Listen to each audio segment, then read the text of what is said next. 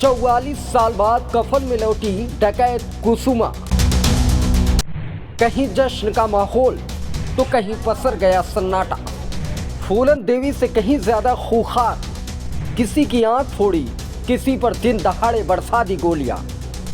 देखिए औरैया से UP today के लिए अवधेश अवस्थी की रिपोर्ट। में जन्मी एक बेटी जो एक कुख्यात खूंखार डकैत कैसे बनी, यह हम सब आपको दिखाएंगे।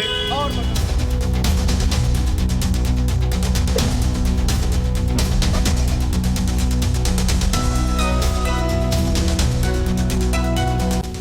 हमारी माँ गुजर जाए उसके बाद मुझे फांसी दे देना, पहले मत देना। आखिरी तमन्ना है हमारी बात।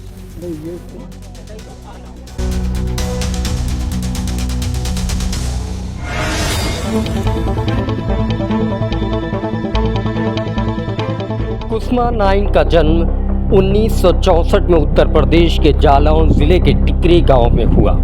उनके पिता गांव के प्रधान थे, जिससे उनका बचपन सुखद रहा। जालौन के ब्लाक कुठौन के गांव टिकरी में नाई परिवार में जन्मी एक बेटी जो एक कुख्यात खूंखार डकैत कैसे बनी, यह हम सब आपको दिखाएंगे और बताएंगे। की उम्र में गांव के एक युवक माधव मल्लाह से प्रेम संबंध के चलते उनकी जिंदगी ने नया मोड़ ले लिया।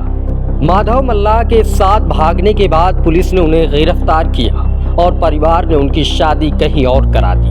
बाद में माधव मल्लाह ने विक्रम मल्लाह के गिरोह में शामिल होकर कुसुमा को ससुराल से उठाकर चंबल के बीहड़ों में ले गया। कुसुमा का अपहरण गांव के ही रहने वाले माधव मल्लाह ने विक्रम मल्लाह गैंग के साथ मिलकर उसकी ससुराल करौली से कर लिया था। इसके बाद से ही कुसुमा के तत्व जीवन की शुरुआत हो गई।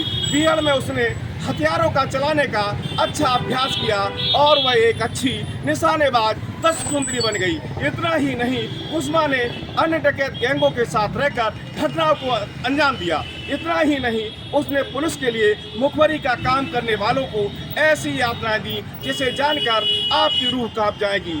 कुसुमा ने किसी की आंखें निकाल ली थी तो वही तस्व सुंदरी फूलन देवी से बदला लेने के लिए औरैया के अस्ता गांव में मल्लाह बिरादरी के 1 दर्जन से अधिक लोगों को लाइन में खड़ा कर गोलियों से भून दिया था। से कुसुमा की डकैत जीवन की शुरुआत हुई।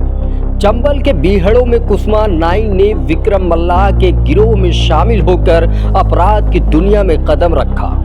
वह हथियार चलाने में माहिर हो गई और धीरे धीरे उनकी क्रूरता के किस्से फैलने लग गए। उन्होंने अपहरण, लूटपाट, हत्या जैसी कई जघन्य अपराधों को अंजाम दिया।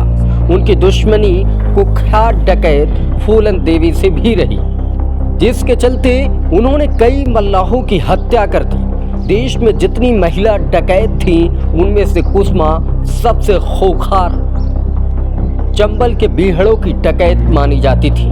वर्ष 1984 में कानपुर देहात के मई अस्ता गांव में 15 लोगों की हत्या की गई और एक महिला और उसके बच्चे को जिंदा जला दिया।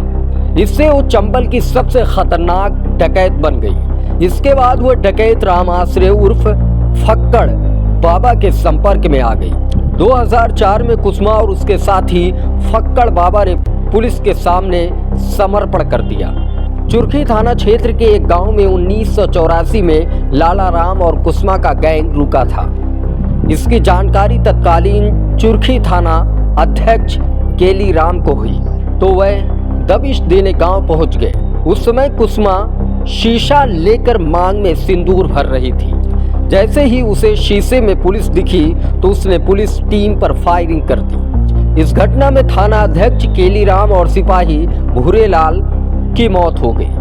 विभिन्न थानों की फोर्सों के साथ एसपी जब तक पहुंचे, लाला राम कुसुमा बीहड़ों की ओर भाग गए थे।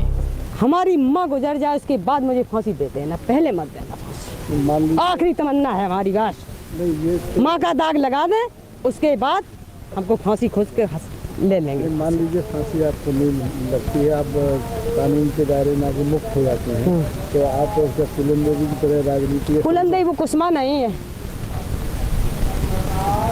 क्या अंतर है वो तो तुम लोग जानते हो ना।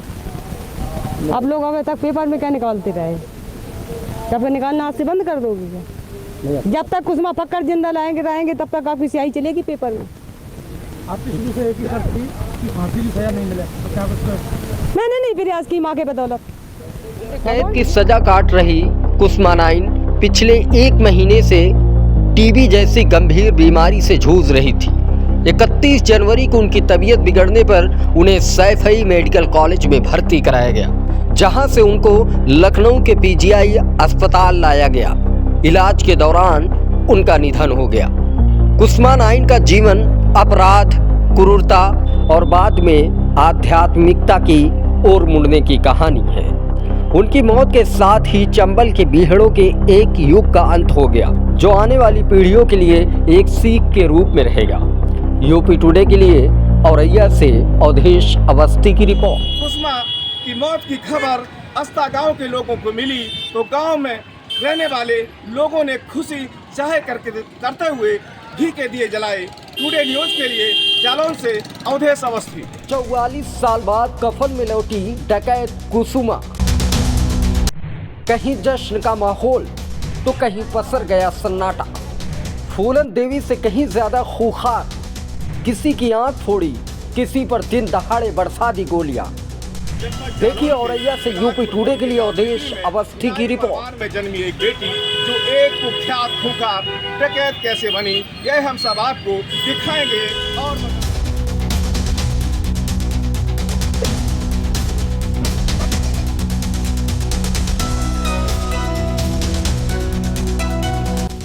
हमारी माँ गुजर जाए उसके बाद मुझे फांसी दे देना, पहले मत देना। मान लीजिए आखिरी तमन्ना है हमारी बात। नहीं, ये